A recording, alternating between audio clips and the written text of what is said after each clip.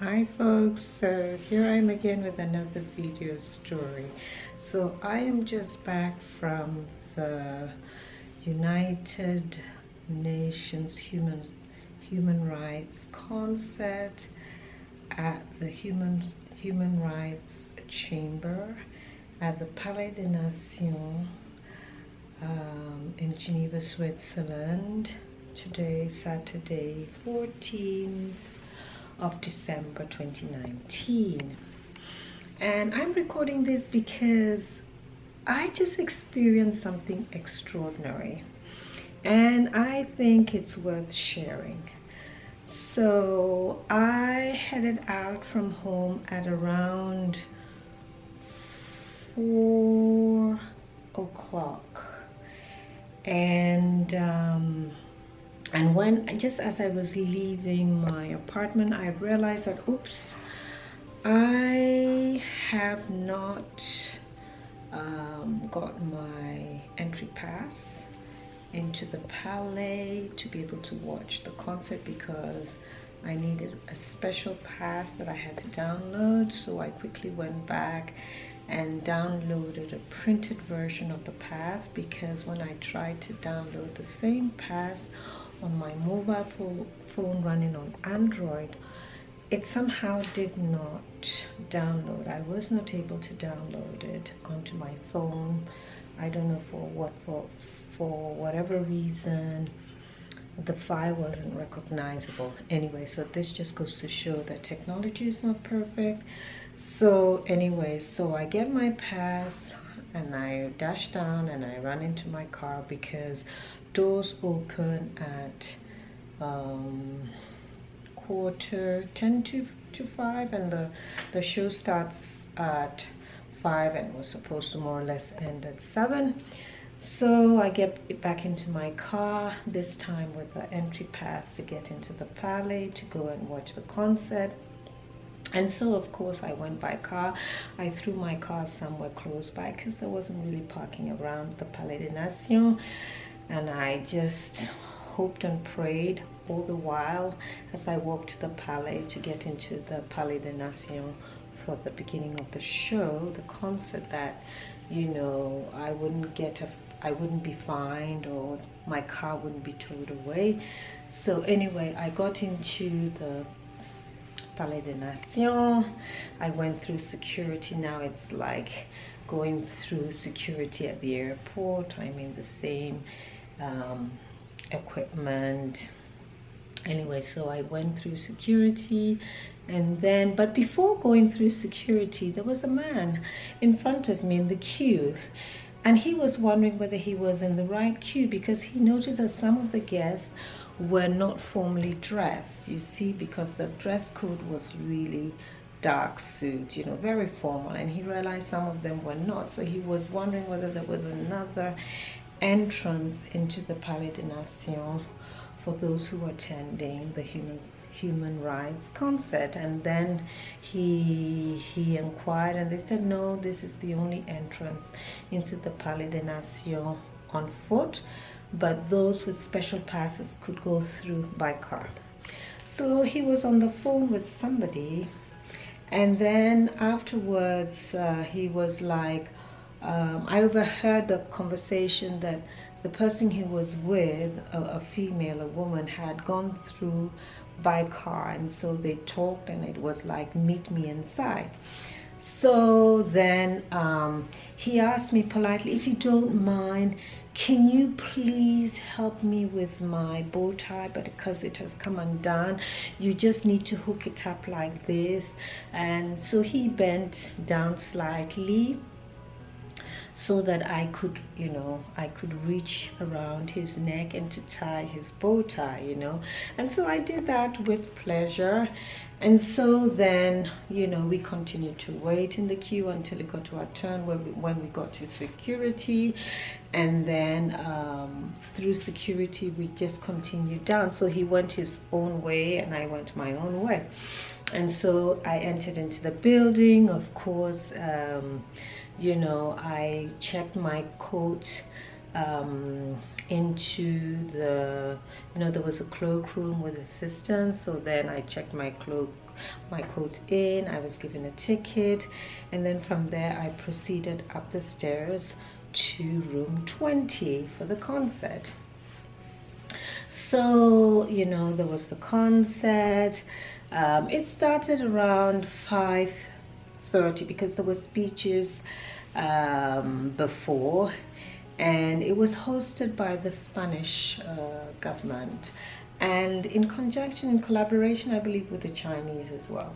Anyway, so the concert started, and it was until around 6:10 that there was an entr'acte, like there was a break.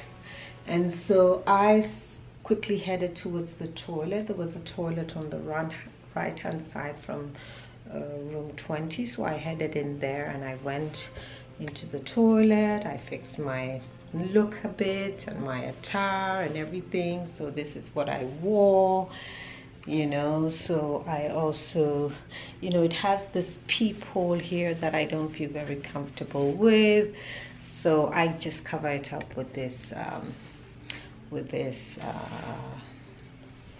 how do I call it, scarf or wrap.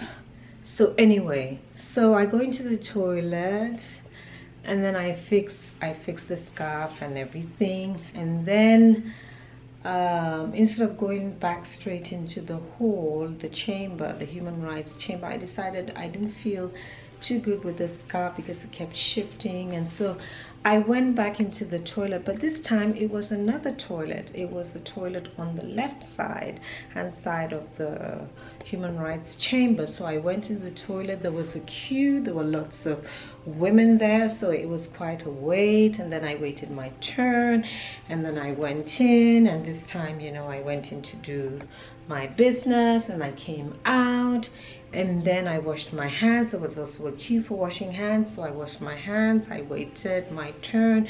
I wiped my hands, dried my hands, and then I came out of the toilet.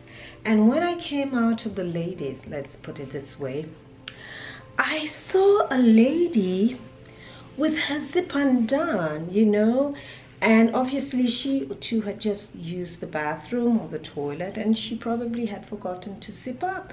So there she was walking towards the chamber, but with her zip undone, so you could see her undies, So I quickly ran to her and I said, "Your zips are undone, just stop. And so I fixed her zip up. I pulled it up for her, And guess who came running or walking towards us? It was her husband. And guess who was her husband? It was the very same man I had helped earlier fix his bow tie. So the man was like, "Oh my God, she's the same woman who helped me earlier fix my bow tie." And I'm like, "Oh my God." And the woman said, "But this is so extraordinary." And I said, "Yes, this is extraordinary." And I think the story is really extraordinary, and therefore I just had to share it, because this is such a coincidence that the very man that I helped, a stranger, complete stranger that I helped to fix his bow tie, was indeed the husband of the lady I met totally independently later on, that I fixed spontaneously her zip. So I don't know what the message is, because out of all she could have, I could have gone back the other way. I didn't have to go to the second toilet or to go to the toilet the second time, but then the different toilet on the left. I could have gone back to the first toilet, but why did I go to the other toilet on the left? And then the fact that I waited for such a while before it got to my turn. And after I used the toilet, there was quite a way to even wash the hands and then dry it. And then how come that when I came out, who did I meet but this stranger? And I just spontaneously wanted to help, because of course I couldn't see myself allowing her to go into the chamber with her zip, you know, undone. And to think that of all the women who had the misfortune of having problems with her zip happened to be the very same man I'd helped earlier. Is that a coincidence? I don't know. But for me, this is extraordinary. If you really think the story is extraordinary, please let me know by, you know, commenting in the comment box.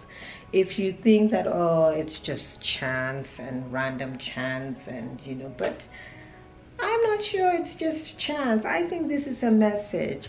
But anyway, this is the extraordinary story I wanted to share. And so, yeah, so this brings to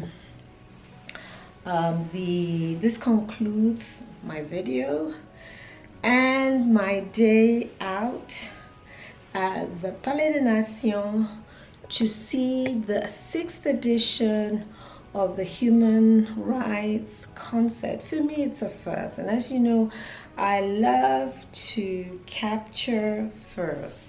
So yes, on this note, I will wrap up. I will say goodbye, and I'll see you tomorrow for another exciting first. Until then, do take care, and don't forget, if you haven't done so, please subscribe to my channel, share the video, and comment and like if you do, and let's engage, let's interact, and yeah, let's be in touch. And this big concept is one humanity. So we thought, well, the UN is the only global political organization we have in the world, that is the only platform that joins all of us. But discrimination and intolerance. This, in turn, violates the protection of civil, social and economic rights. In the 21st century, the defense of human rights is intrinsically linked to the battle against disinformation and to defending the right to receive independent information in order to promote constructive political discourse. Having access to truthful information is of the utmost importance and should also be considered a human right.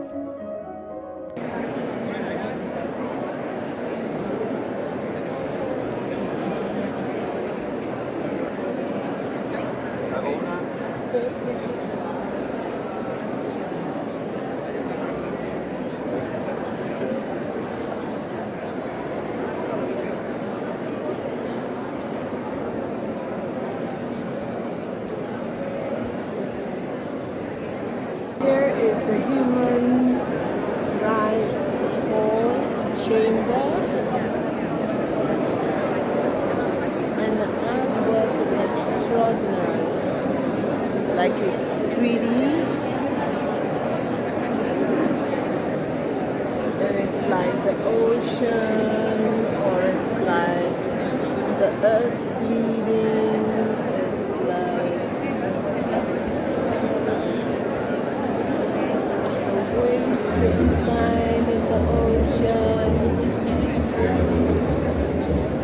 Merci.